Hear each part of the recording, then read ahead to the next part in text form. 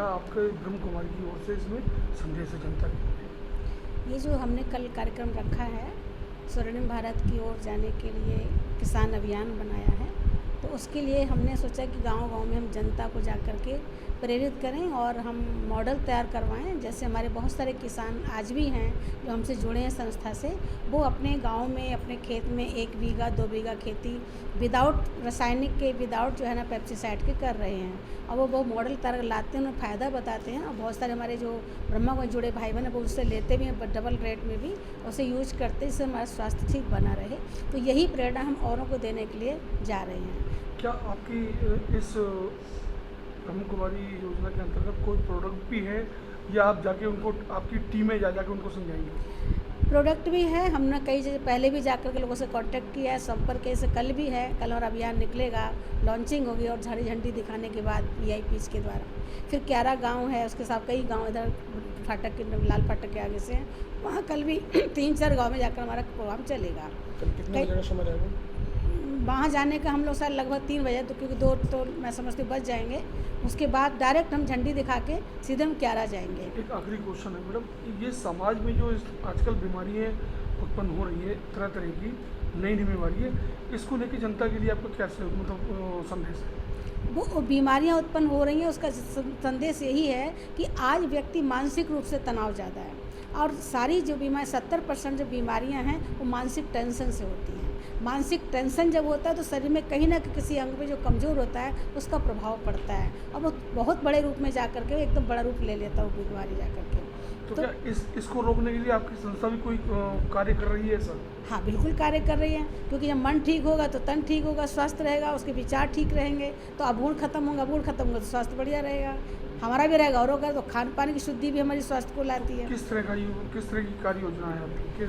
क्या सर हम उसके लिए हम वाइब्रेशन का कार्य करते हैं, मेंटल अपने मन को शांत करके, और हम उसको जैसे पानी है, पानी को भी चार्ज करके कई पेशेंट को देते हैं, उनको फ़ायदा होता है। ऐसे खान पान की शुद्धि बताते हैं उनकी, कि खाना भी जो बनाते हैं वो वाइब्रेशन, अच्छी शुद्ध वाइब्रेशन बनाएं और अच्छे वाइब्रेशन भगवान की याद में रख के खाएँ, तो वो खाना भी हमको असर करता है और हमारी बीमारी ठीक होती है।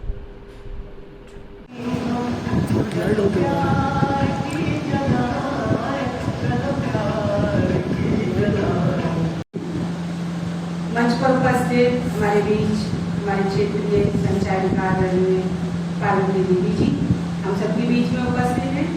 साथ ही साथ लखनऊ से पधारे deputy director agriculture Badri Vishal Tiwari ji हम सबके बीच में हैं।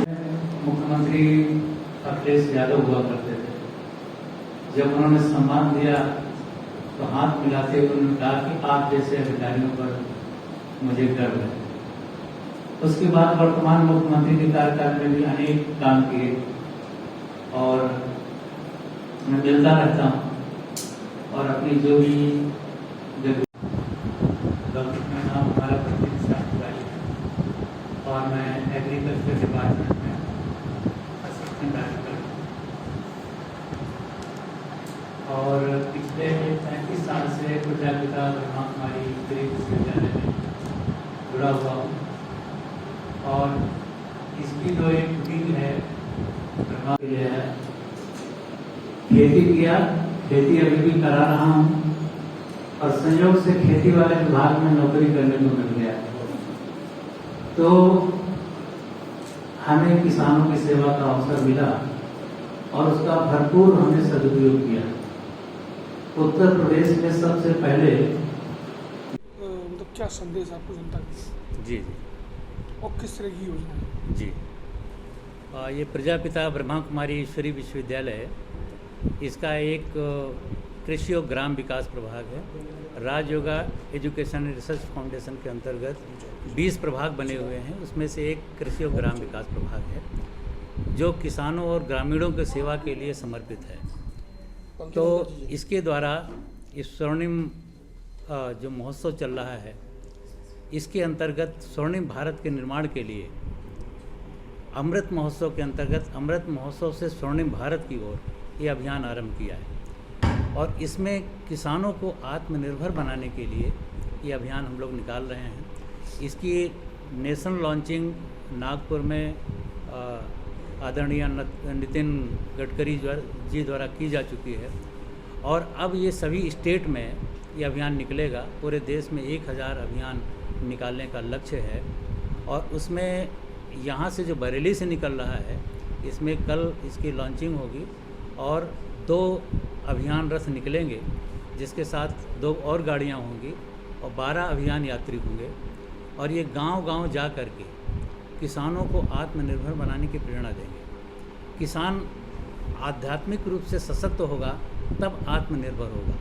और इसको 3 तरीके से हम लोग लेते हैं कि किसान जब आर्थिक, सामाजिक और मानसिक तीनों रूप से सशक्त होगा तभी वो पूर्ण रूप से आत्मनिर्भर होगा। आर्थिक रूप से सशक्तिकरण के लिए हम उसको परंपरागत शाश्वत योगिक खेती की विधि बताते हैं, जिससे उसकी लागत कम होती है, उत्पादन उसका जो मूल्य है उसको अधिक मिलता है। दूसरा, सामाजिक रूप से सशक्तिकरण के लिए उनके संगठन बनाने के लिए हम प्रेरित करते हैं कि एफपीओ बनाएं, आपस में संगठन बनाएं, अपना प्रोडक्ट उसकी ब्रांडिंग करें और उसको सेल करें।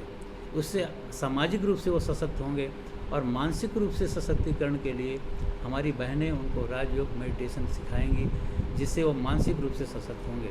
और जब ये तीनों रूप से सशक्त होता है तब किसान आत्मनिर्भर बनेगा। और ये भारत किसानों का देश है। जब तक किसान सशक्त नहीं हो सकता, आत्मनिर्भर नहीं हो सकता, तब तक ये भारत आत्मनिर्भर नहीं हो सकता। और ये 20 जनवरी को हमारे माननीय प्रधानमंत्री जी ने जब इसकी हमारे मुख्यालय माउंट आबू में लॉन्चिंग की थी, तो खास कृषि और ग्राम विकास प्रभाग से अपेक्षा की थी, आह्वान किया था कि कृषि और ग्राम विकास प्रभाग, ये बहनें हमारी जो भोजन की शुद्धता पर ध्यान देती हैं, उसके अन्न के उत्पाद